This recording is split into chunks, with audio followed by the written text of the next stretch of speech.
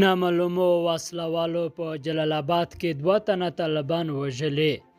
نامعلومو وسلوالو د ننګرهار ولایت په مرکز جلال آباد ښار کې 2 طالبان وژلي دي. یوې ځایي سرچینې د موضوع د حساسیت له کبله د نوم د نه ښوولو په شرط ازادي راډیو ته وویل نن سهار شاوخوا 7 بجې نامعلومو وسلوالو د جلال آباد ښار په لغمان اډه کې پر طالبانو ډزې وکړې چې په نتیجه کې 2 طالبان ووژل شول او 3 ملکیان هم ژوبل شول. طالبانو تر اوسه پورې د دې پیښې په اړه څه نه دي ویلي.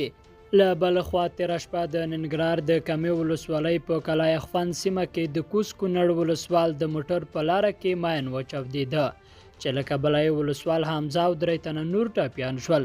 تر اوسه پورې د دواړو پیښو مسؤلیت کومې ډلې پر غاړه نه ده اخیستی.